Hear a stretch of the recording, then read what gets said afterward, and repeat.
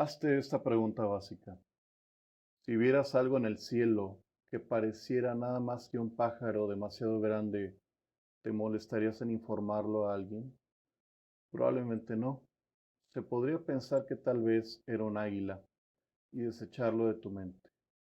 La gente simplemente no informa cosas que parecen tener una explicación plausible. Así como la naturaleza aborrece el vacío, el ciudadano medio, la mente humana del ciudadano medio aborrece el misterio. Cuando tienes una experiencia inusual, normalmente empiezas a racionalizar a medida que pasa el tiempo. Estabas demasiado cansado, habías bebido mucho o tenía que haber una sensata y realista explicación para ello. Así es como funciona nuestra mente. Sin embargo, el 18 de septiembre de 1877, un tal W. H. Smith vio algo inusual en los cielos de Brooklyn, Nueva York. Fue algo tan extraño que se sintió obligado a sentarse y escribir una carta al periódico New York Sun al respecto. Era, según informó, una forma humana alada. 3 años más tarde apareció una aparición maravillosa sobre Coney Island, justo al lado de Brooklyn. Muchas personas de buena reputación lo vieron, según el periódico New York Times, en su edición del 12 de septiembre de 1880, y todos coinciden en que era un hombre que parecía determinado a volar hacia Nueva Jersey. Esta cosa fue descrita como un hombre con alas de murciélago y ancas de rana. Pasó sobre Coney Island a una altitud de aproximadamente 1000 pies, haciendo movimientos que se parecían mucho a los de una rana en el acto de nadar. Se veía claramente el rostro de un hombre pegado al monstruo y tenía una expresión cruel y decidida. Buenas noches y bienvenidos a El Acechador Nocturno. Yo soy el Dr. Carlos y les quiero invitar a dar una mirada en la oscuridad. En aquellos días, varios experimentadores jugaban con toscos planeadores, pero no sobre agua o áreas pobladas. Consideraban un vuelo como un gran éxito si lograban deslizarse cuesta abajo unos cuantos metros. Pero nuestro siguiente hombre alado fue un ángel, entre comillas, sin cabeza. Unas jóvenes pastoras jugando a lo largo de una cresta cerca de Cabeco, Portugal, en el verano de 1915, dijeron haber visto una figura como una estatua hecha de nieve, a la que los rayos del sol se, se habían vuelto transparente, flotando en el aire. Una de las niñas, Lucía Abóbora, se convirtió más tarde en una figura central de los acontecimientos de Fátima, Portugal, en 1917, cuando un gran disco luminoso giró sobre las cabezas de 70.000 personas reunidas en un campo para contemplar el portento.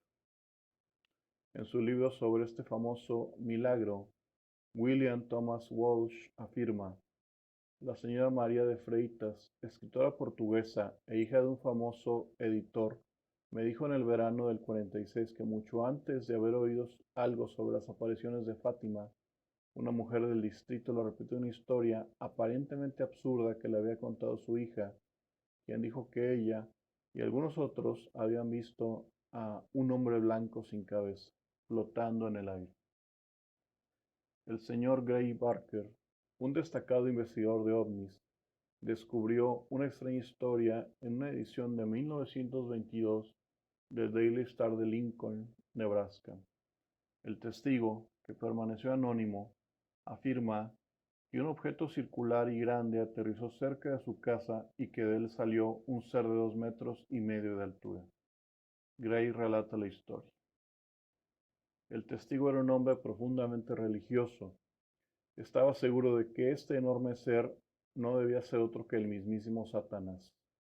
Recordando su Biblia, murmuró: apártate de mí, Satanás, y volvió la vista de vuelta hacia la criatura. Al girarse notó que se acercaba otro disco desde el cielo y se cernía sobre él, como para protegerlo de la criatura que aterrizó. A continuación, el testigo escuchó voces que emanaban del platillo volador, citando apropiadamente textos bíblicos. La criatura en el suelo, que el testigo definitivamente sintió que tenía intenciones hostiles, se desanimó, como si las voces tuvieran un efecto disuasorio sobre ella. Se fue a pie y desapareció rápidamente. El testigo siguió al diablo hasta el lugar donde había aterrizado el disco. Añadiendo más fuego a la diabólica teoría estaba el hecho de que la cosa dejó huellas similares a marcas de cascos y atravesó una cerca de alambre de púas que se dejó ardiendo y se cortó como si hubiera sido quemada con un soplete de soldadura. Hemos citado este pintoresco relato del libro de los platillos de Gray Barker porque el doctor Jacques Vallée encontró un informe notablemente similar de Nebraska en ese mismo año de 1922, en una carta enterrada en los archivos OVNI de la Fuerza Aérea en Dayton, Ohio. El autor de la carta, William Lamb, estaba cazando cerca de Hubble, Nebraska, cuando a las 5 a.m., el miércoles 22 de febrero de 1922, escuchó un sonido agudo y vio un objeto grande y oscuro pasar por encima de su cabeza tapando las estrellas. Se escondió detrás de un árbol, dijo, y observó cómo el objeto aterrizaba. Luego vio una magnífica criatura voladora que aterrizó como un avión y dejó huellas en la nieve. Medía al menos 2,5 metros de altura. Pasó junto al árbol donde se escondía Lamp y trató de seguir sus huellas, pero nunca logró alcanzarlo. Esta evidencia no es muy sustancial. Un viejo recorte de periódico sin fecha y una carta amarillenta en los archivos de la Fuerza Aérea. No hay muchas pruebas de que maravillosos seres alados de 2,5 metros de altura surcaran los cielos de Nebraska en platillos voladores en 1922. Aquí están involucrados dos o más tipos de incomprensibles alados. Uno es una criatura parecida a un hombre equipada con alas reales o mecánicas de algún tipo. El otro parece ser una bestia, como si fuera un pterodáctilo que hubiera sobrevivido a los últimos tiempos. O tal vez los dos tipos formen algún tipo de combinación en esa zona de fantasía y lo fantástico. Nuestros registros de criaturas aladas anómalas arrojan muy poco entre los años 22 y 46 del siglo XX. Luego, en el verano del 46, alguien volvió a dejar abierta esa puerta a lo desconocido y el norte de Europa se vio sumergido en una nueva ola de acontecimientos y fenómenos inexplicables. Los llamados cohetes fantasma aparecieron en gran número sobre Escandinavia. Solo el Estado Mayor sueco recopiló más de 2,000 informes. En Finlandia, Noruega, Dinamarca y las Islas Británicas también se observaron. Los objetos fantasma fueron vistos tan al sur como Grecia. Extraños objetos cilíndricos brillantes se entrelazaban a través de los valles de los Alpes suizos. Todo el mundo culpó a los rusos. Los rusos lo negaron. El Grupo Central de Inteligencia, precursor de la CIA, envió a un general llamado Jimmy Doolittle a Estocolmo para descubrir qué diablos estaba pasando. Todo esto ocurrió un año antes de que los estadounidenses siquiera hubieran oído hablar de platillos volantes. Los suecos no solo veían cilindros y platillos en sus cielos, también estaban viendo algún tipo de aves enigmáticas. Enormes criaturas aladas sin cabezas. Los cohetes fantasma acapararon la mayoría de los titulares de la prensa europea, y estos extraños pájaros sin cabeza solo se les dio una breve mención en alguna reseña. En junio del 47, el primer avistamiento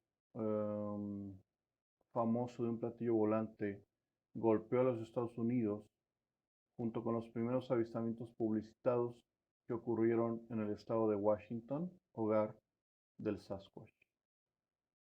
El martes 6 de enero del 48, por otra parte, la señora Bernard Saikowski de Chehalis, Washington, escuchó un ruido de chisporroteo y silbido. Ella miró hacia arriba y vio un hombre volando a unos 200 pies sobre su granero. El hombre parecía estar equipado con grandes alas plateadas sujetas a su cuerpo por correas y parecía estar manipulando algún tipo de control en su pecho. Después de estar flotando y maniobrando durante unos segundos, se disparó hacia arriba y sus alas se retrajeron cerca de su cuerpo mientras se elevaba. No aletearon durante el vuelo. Dijo más tarde la señora Saikowski, sé que la mayoría de la gente no me cree, pero yo he hablado con algunas personas en Chehalis que me dicen que también vieron al hombre y que volvió hacia el sur y aparentemente llegó desde el norte o desde el oeste. Eran alrededor de las 3 p.m. del martes, continúa ella, después del día de Año Nuevo, y allí, en ese momento, muchos niños pequeños regresaban a casa de la escuela. Ellos también vieron al hombre y les pregunté si ellos también estaban observando lo mismo que yo. Ellos respondieron afirmativamente. Un informe del Oregon Journal de Portland, 21 de enero del 48, añadió: el jefe de policía Tom Murray se negó a investigar. Un oficial del ejército en McCord Field comentó que saltaba como uno de esos platillos voladores que supuestamente se habían visto en el 47, según lo describió Kenneth Arnold, que parecían objetos que fueran dando brincos, como cuando uno avienta una piedra sobre el agua y da algunos brincos sobre el agua antes de hundirse. Simplemente no puedo darle valor en absoluto, dijo el jefe de policía. Se descartaron helicópteros unipersonales y otras explicaciones convencionales por parte de los funcionarios. En su relato del asunto, el periódico de Portland, Oregon, señaló que Chehalis no está lejos de donde se construyeron los platillos voladores originales que fueron reportados hace aproximadamente un año, pero no es donde se construyeron, es donde se avistaron. 4 meses después, el viernes 9 de abril del 48, un trío de misteriosos hombres pájaro hicieron acto de presencia en Longview, también Washington, que se encuentra en una línea recta a unas 40 millas al sur de Chehalis. La señora Viola Johnson y el señor James Pittman estaban afuera de la lavandería donde ambos trabajaban cuando 3 tipos que parecían sacados de una serie de ciencia ficción pasaron volando. No llevaban alas, pero parecían estar volando de alguna manera sin beneficio de palas de rotor, cohetes o hélices. Dijo la señora Johnson, parecían 3 hombres con traje de piloto volando por el aire. Llevaban trajes de vuelo oscuros y hasta donde puedo juzgar, ella dijo que no era buena juzgando la distancia, estaban como a 250 pies de altura. Iban aproximadamente a la misma velocidad que un tren de carga y tenían algún tipo de aparato a sus costados que parecían arma de fuego. Pero no lo sé con seguridad, tal vez no eran armas. No pude ver ninguna hélice ni ningún motor atado a ellas, pero pude escuchar motores que sonaban como motores de avión, solo que no tan fuertes. Cuando aparecieron por primera vez, pensé que parecían gaviotas, pero como se acercaron pude distinguir que no eran gaviotas y supe que eran hombres. Pude ver claramente que eran hombres, no podía distinguir sus brazos, pero sí podía ver sus piernas colgando y seguían moviendo la cabeza como si estuvieran mirando a su alrededor. No pude decir si tenían gafas, pero sus cabezas parecían tener cascos. No pude verles la cara. La señora Johnson y el señor Pittman llamaron a sus compañeros de trabajo para que salieran y echaran un vistazo. pero cuando otros llegaron al lugar, el extraño trío ya había volado. La siguiente parada del itinerario del hombre pájaro fue en Houston, Texas, en el 53. Tres personas estaban sentadas en el pórtico de un edificio de apartamentos en la calle Tercera a las 2:30 am el jueves 18 de junio del 53. Era una noche calurosa, demasiado calurosa para poder dormir con tranquilidad. Dijo la señora Hilda Walker. Estábamos hablando ociosamente cuando levanté la vista y a unos 25 pies de distancia vi una enorme sombra sobre el césped. Al principio pensé que era el reflejo ampliado de una gran polilla atrapada en una farola cercana. Entonces la sombra pareció rebotar hacia arriba, convirtiéndose en una figura semejante a un árbol de nuez. Señaló la sombra a Howard Phillips y Judy Myers. Más tarde lo describieron como la figura de un hombre con alas como de murciélago.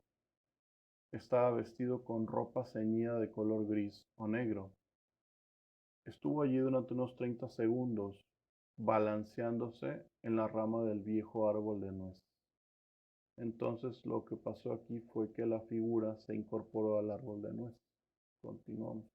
De repente la luz comenzó a desvanecerse lentamente. Judy gritó cuando la figura pareció derretirse.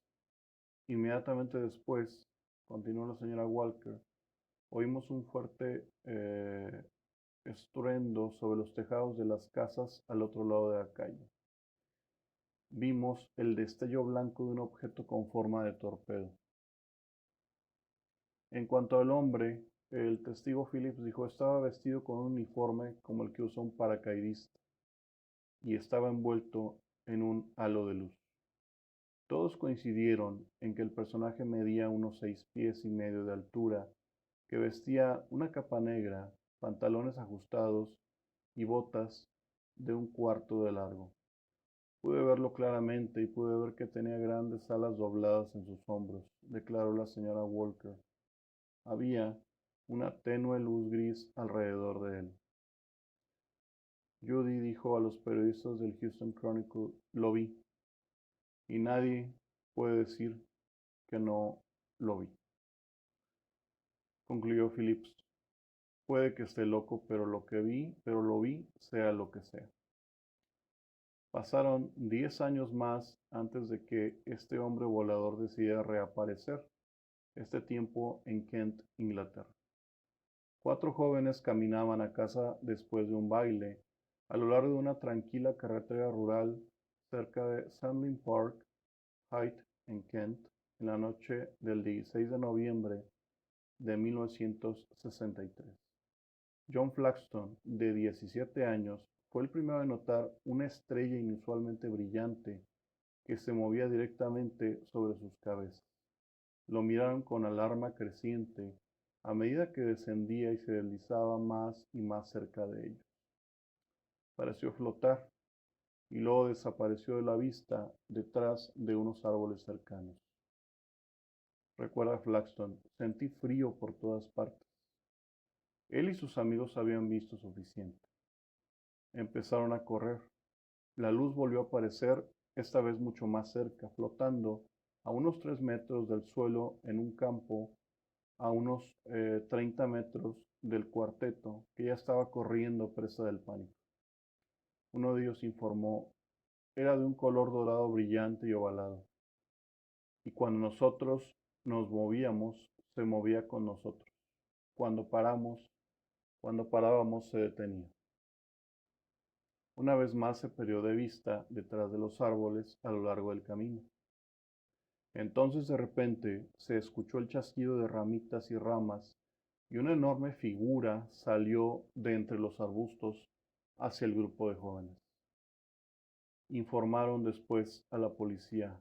Era del tamaño de un ser humano, pero no parecía tener cabeza. Había enormes alas en su espalda, como alas de murciélago. Los jóvenes no esperaron a que la criatura dijera, llévenme con su líder. Los cuatro volvieron a correr con renovado vigor. Más tarde, todas sus descripciones fueron idénticas. La policía y los periodistas quedaron impresionados por su auténtico miedo.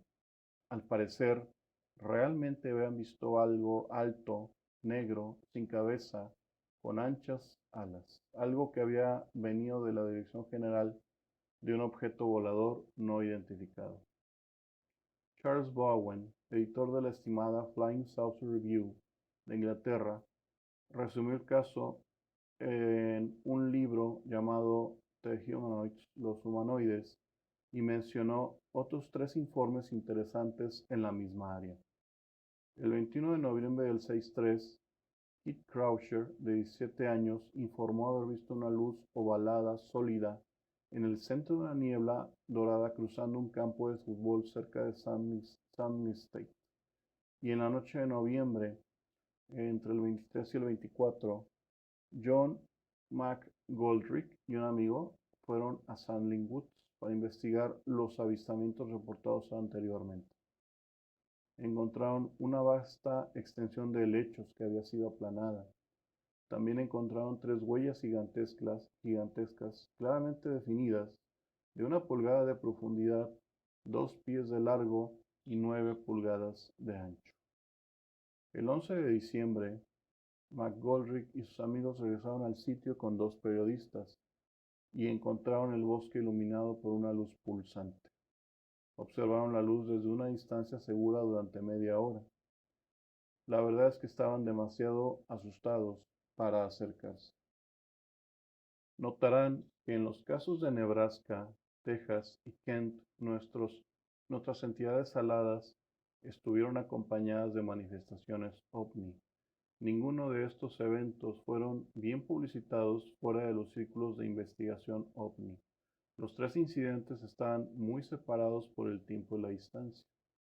Parece razonablemente seguro concluir que todos estos avistamientos de entidades aladas, con la posible excepción del fenómeno de Portugal de 1915, estaban directamente relacionados con el fenómeno ovni en sí, al igual que los acontecimientos que vamos a contar más adelante.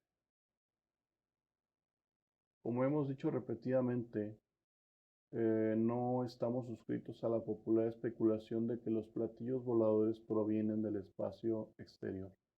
Más bien pareciera que ellos y sus ocupantes están interpenetrando en nuestro espacio-tiempo continuo, en nuestro continuo espacio-tiempo de algún universo extradimensional más allá del alcance de nuestra percepción humana y nuestra instrumentación. Kent, Inglaterra, es una zona ventana, al igual que el valle del río Ohio. En algún momento entre 1960 y 61, ya que el testigo no recuerda la fecha exacta, una dama de Virginia Occidental, muy destacada en ese tiempo en asuntos cívicos y que por lo mismo solicitó el anonimato, conducía por la Ruta 2 a lo largo del río Ohio en Virginia Occidental llevaba con ella a su anciano padre.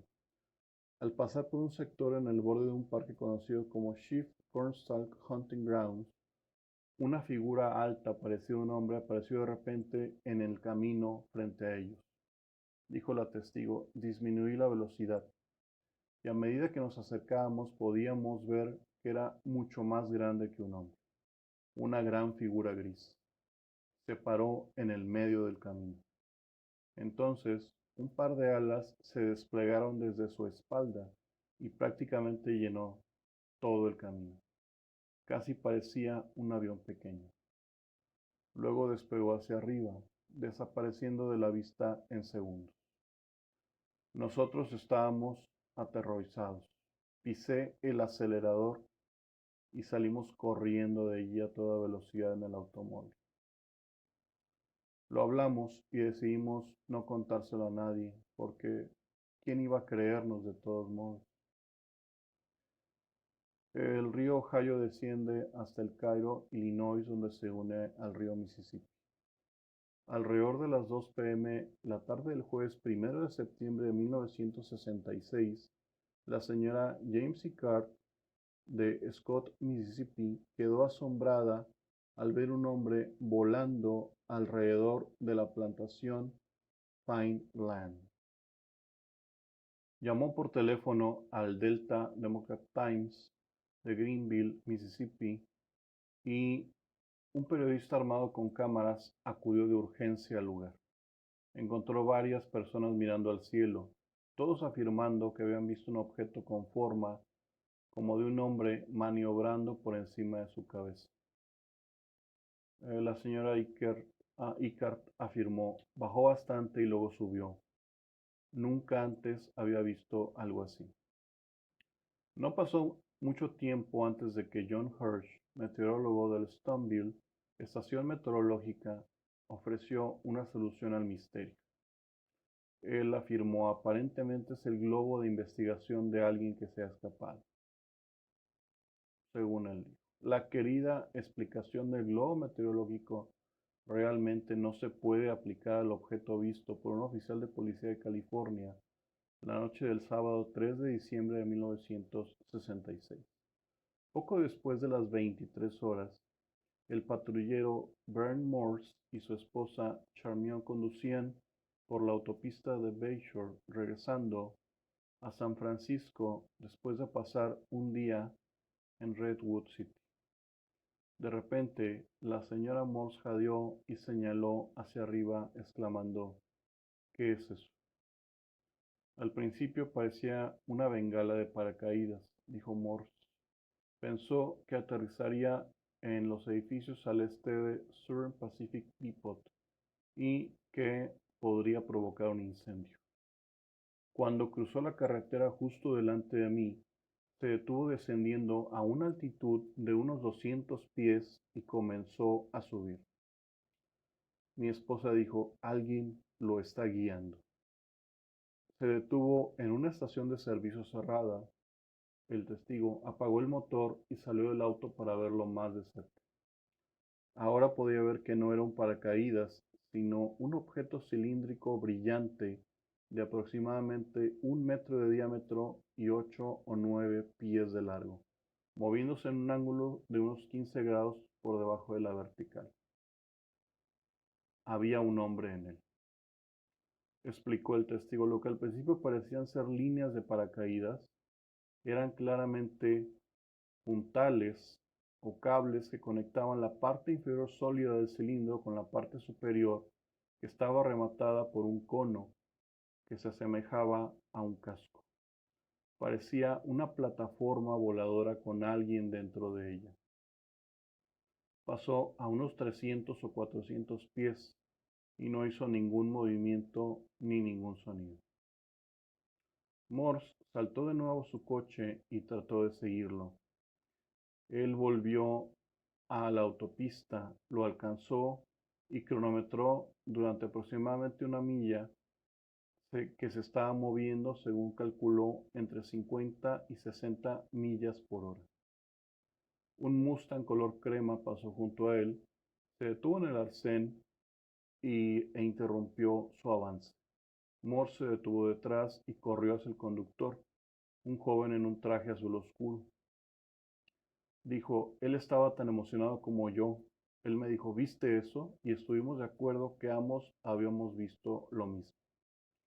Observaron cómo la jaula voladora continuaba hacia el norte hasta que fue sobre el hipódromo de Bay Meadows cuando se apagó la luz, como si alguien hubiera accionado un interruptor. Casi al mismo tiempo, el señor Donald Bennett, del Air Federal Aviation, controlador de tráfico del aeropuerto de San Francisco, estaba descansando en su casa cercano a San Mateo. Mi hija y mi yerno acababan de regresar de ver una película, dijo Bennett, y me llamaron para que saliera. Hacia el oeste, directamente encima, estaban 3 resplandores rojo-naranja en el cielo. Cogí mis binoculares y los estudié. Estaban a una altitud de unos 2000 pies, moviéndose a una velocidad de aproximadamente 250 millas por hora. No pude distinguir ninguna forma, pero definitivamente no eran aviones. Recibí las burlas de las tropas, admitió más tarde el oficial Morse. Después la historia apareció en los periódicos eh, y empezaron a decir, oye Bern, ahí va otro. Pero era más que nada a modo de burla. Incluso le dejaron un mensaje anónimo para que llamara a Alcohólicos Anónimos, una nota anónima. Lo curioso de todo esto es que yo no bebo nada. Morse había sido policía durante 20 años. Nuestra conclusión estudiada de todos estos informes es que alguien estuvo volando alrededor de Brooklyn, Texas, California y muchos otros lugares desde 1877 y mediados del siglo XX, con un mínimo de equipo y un máximo de coraje. ¿Quiénes son y por qué no comparten sus maravillosos aparatos voladores con nosotros en la Tierra? Probablemente nunca se conocerán por completo esas criaturas. Es más fácil llamarlos globos meteorológicos y olvidarse de ellos. Muchas gracias por habernos acompañado. Esto es El Acechador Nocturno y recuerden, en este podcast siempre es de noche.